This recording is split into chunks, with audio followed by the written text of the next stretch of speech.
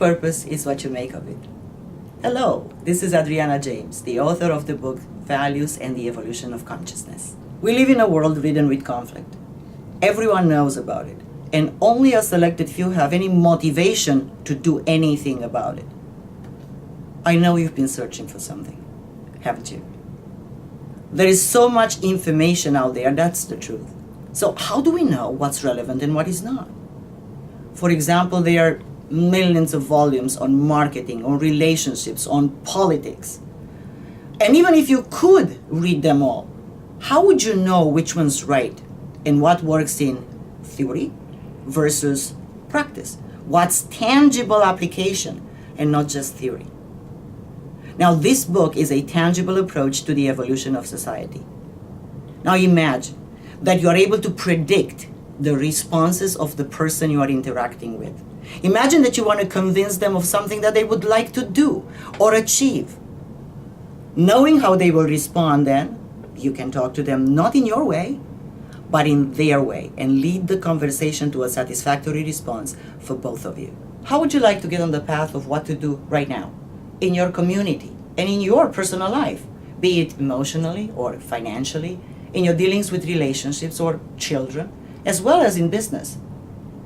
In addition to that, this book will allow you to profile yourself in terms of where you sit in this type of thinking, as well as how that's affecting your life right now. How you spend your time, how you spend your energy, and whether this is leading you to satisfaction and happiness or not. In fact, at the end of this video, I will show you a way for you to find out where your thinking is at right now in a report that will form a snapshot of what your life looks right now and what to do to impact it positively for the future. I think that these issues are something that everyone should know about. I took a very, very complex subject and I brought it to you in a digestible format so it's easy to understand and to use. I think that you and other people who are searching deserve to have access to the information in an easy way, compacted way. Because we're faced with a world with stacks of information. But where should we direct our attention? And even if we know what to look for, the hours and hours it takes to compare and contrast this information is a luxury that many people don't have. So in the book, I detailed 8 different ways of thinking which are predominant in the world today. All these ways of thinking lead to different motivations, different behaviors, different actions. And so why understanding these 8 ways of thinking will lead you to a better interaction with other people, a better understanding of your colleagues at work, of your family, of the society in general, and what's going on in the world.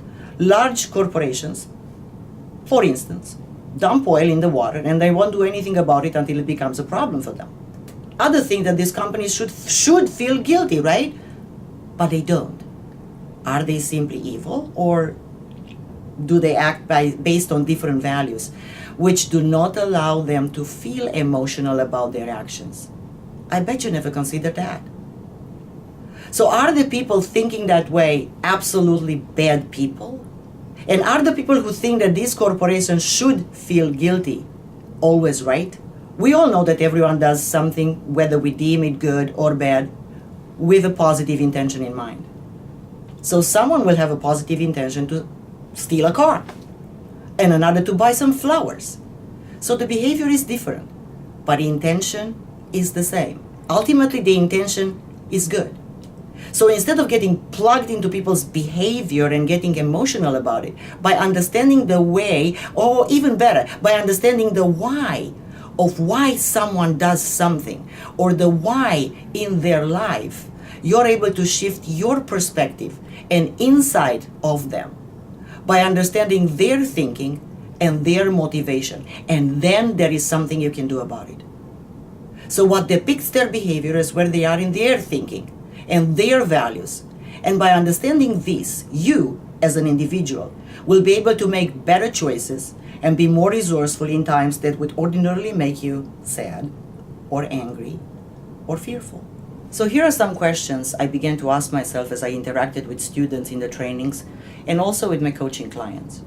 in general, people stick to their point of view, believing that everyone else is wrong. Isn't that true?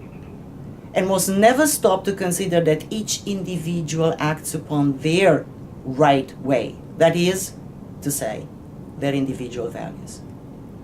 This misunderstanding in society of the way we think, not what we think, or even how we think, leads to conflict which manifests in personal relationships, business relationships, community struggle, and even conflicts at the global level which have the capacity to lead even to war.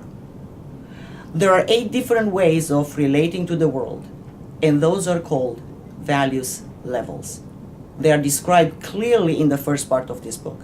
Each seems to pertain to a certain stage in the evolution of society and simultaneously the evolution of our minds, thinking, and thus our consciousness. So how does one recognize that people are not necessarily wrong, but maybe less complex in their approach to life's challenges? We appear to live in a world of plenty, and in a short period of decade we moved into a world of scarcity. What happened? We used to get along with each other, and in a blink of an eye, we have changed into a society broken down in many groups of divergent aspirations and motivations. If we continue down this path, where will we end? There are at least 2 possible foreseeable futures. We can either destroy ourselves, or we can reach a new level of complexity in our society where we can find also a new level of consciousness, develop ourselves, and grow to a much better society than we have today. So is it our destiny to grow beyond the boundaries of our current situation? It is my belief that it is.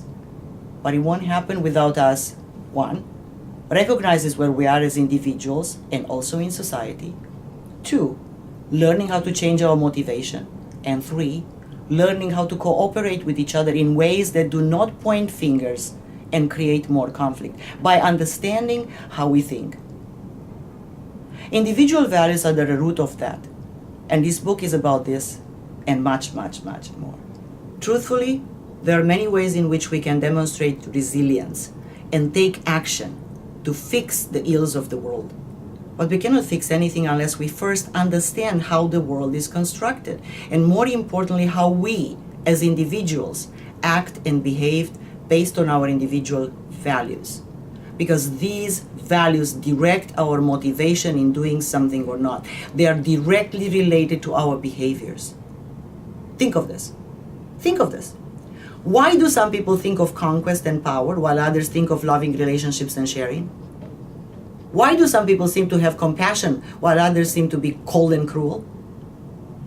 Why are some people interested in having families while others couldn't care less?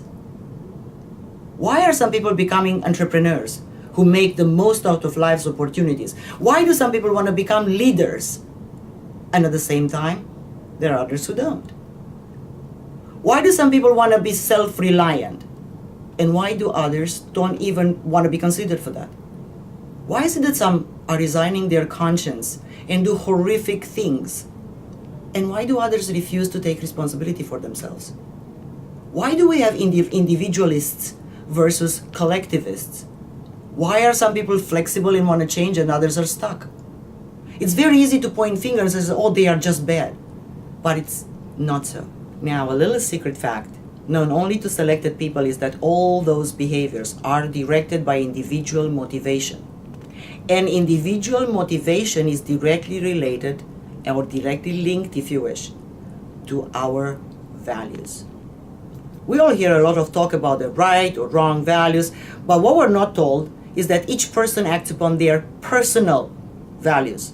And even more, that there are these 8 different ways of thinking that lead to 8 different values types.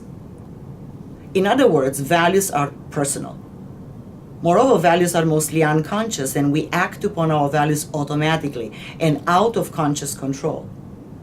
So when we face opposition from our family members who seem to want to do different things, we just think they're wrong. What if they're not? What if they just have different values compared to us? Now let's magnify this at the level of a corporation, or even your private business, or even at the level of a country. When a business wants to go in a certain direction and negotiate deals with other businesses, it may encounter opposition and butt heads with other businesses, and the truth is that there are values that conflict. So their values are certainly different. That leads us to conclude that the values of an individual, a family, business, corporation, and even country are responsible for their individuals, family, business, corporation, and even countries' actions and behaviors. I know that's a handful, but that's how it works. And it's all in the book. So then, here is a question for you. How does one recognize that people are not necessarily wrong, but maybe less complex in their approach to life's challenges? In other words, their values may be different. And if we do, will that lead to less conflict and more cooperation for mutual success and happiness? So considering all these, are we just bad people? Is it a conspiracy? What's going on? So I put this book together to show you how to take advantage of the massive changes which the world is going through, and more importantly, how to negotiate the difference between where we are and where we're going. All for the purpose of having you create a happy, prosperous, and fulfilling life for yourself, for your family, and the community around you. Because, as I said, there is a lot of information on the web, but it could be very confusing. How does it serve you that all the information is there on the net, but how do you make sense of it and know which one's right? That's why I put this book together. So I have to admit, I'm really excited to get this book to you, as I believe it will make a major difference in your life. And in addition to that, while you're waiting for the book to arrive, I'm going to send you a tool that will give you an instant insight as to where your thinking is right now, at this moment, in relation to the 8 different ways of thinking I described earlier. What this means is that once you get the book in your hands, you'll be able to read both objectively as well as having a snapshot of how your thinking has been impacting your results, or lack thereof, and what to do about it now. So here is what you need to do.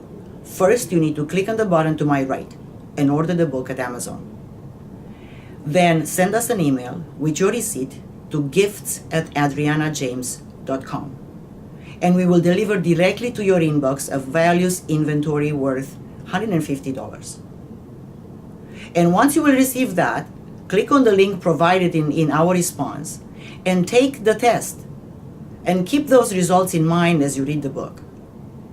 Now, even more, here is the next bonus, and I'm excited to offer this to you, because I know that values are impacted also by the management of your emotions and our beliefs about ourselves.